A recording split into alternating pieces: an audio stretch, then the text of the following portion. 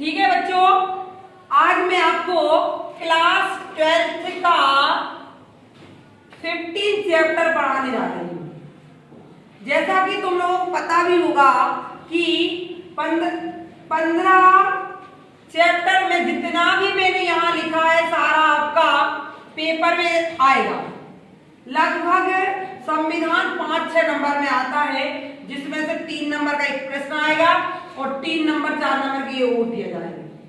क्योंकि संविधान, भारत के संविधान से महत्वपूर्ण क्वेश्चन आते हैं, ये मेन आपका चैप्टर है, तो मैंने लिख दिया।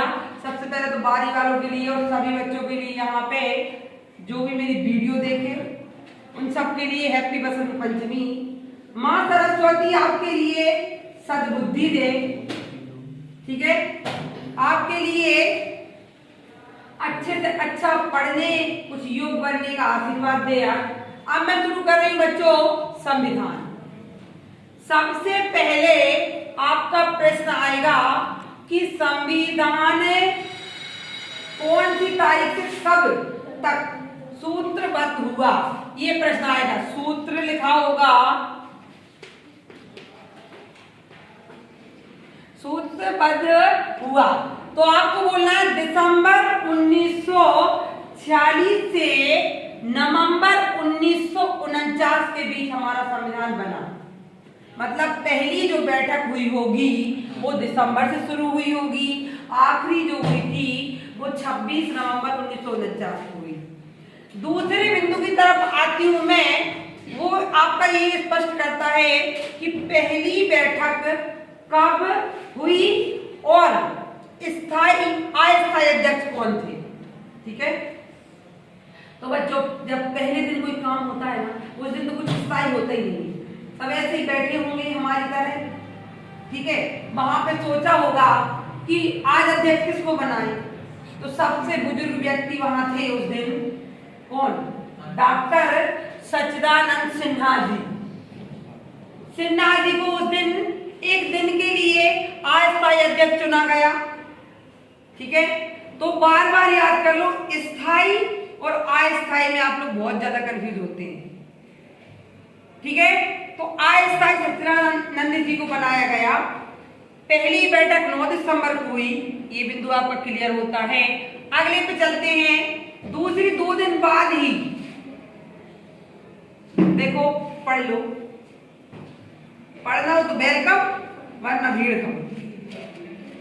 ओके, 11 दिसंबर 1946 को डॉक्टर राजेंद्र प्रसाद जी की अध्यक्षता में ये दूसरी बैठक हुई। डॉक्टर राजेंद्र प्रसाद जी को स्थायी अध्यक्ष चुना गया इस दिन। तब से वो स्थायी अध्यक्ष रहे, जब तक पूरा संविधान बना तब तक यही रहे।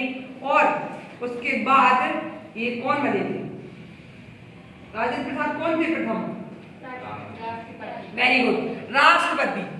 फिर तीसरी बैठक मेन है, ये प्रश्न आएगा कि 13 दिसंबर को उद्देश्य प्रस्तावना किसने प्रस्तुत की। मतलब संविधान किस प्रकार का होगा, कहा गया आप लिख के लाओ उसमें क्या क्या होगा।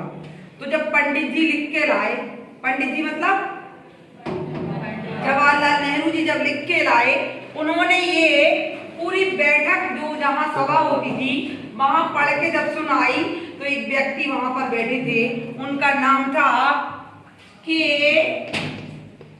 एम मुंशी। के एम मुंशी जी ने इसको सुना। उन्होंने कहा कि पंडित जी, ये तो आपने संविधान की कुंडली बना दी। क्या बना दी? कुंडली भी कहा उन्हें, कुंजी भी कहा उसको। कुंजी जानते हो, बड़ी सी किताब के छोटे छोटे मैन क्वेश्चन। ठीक है, ये हो गया। अब है संविधान बनने में कितना समय लगा। तो बच्चों संविधान बनने में 2 वर्ष 11 माह 18 दिन का समय लगा।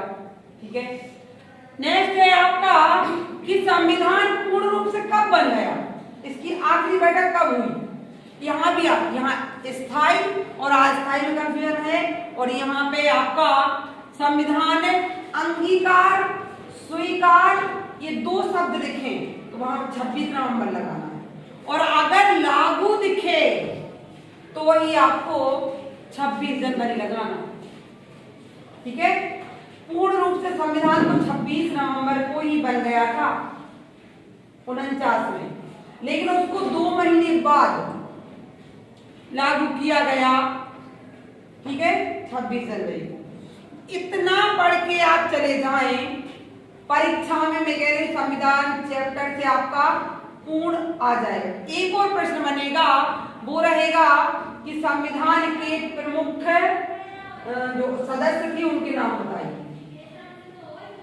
संविधान में वैसे तो 300 सदस्य थे, लेकिन 6 मैन थे, जिनमें पहले थे सच्चिदानंद, यही लिख रहे हैं, राजेंद्र प्रसाद, पंडित जवाहरलाल नेहरू, के.एम. मुंशी, भीमराव अंबेडकर, मैं, जो जिसको 2 प्रकार से प्रश्न कर देते हैं कि एक तो पूछ लेते हैं कि प्रारूप समिति के अध्यक्ष कौन थे।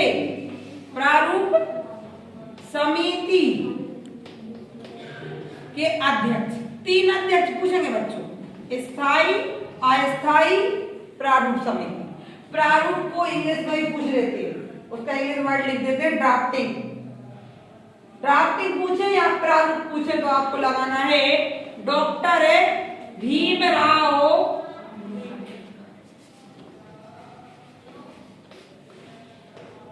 अंबेडकर, है ना।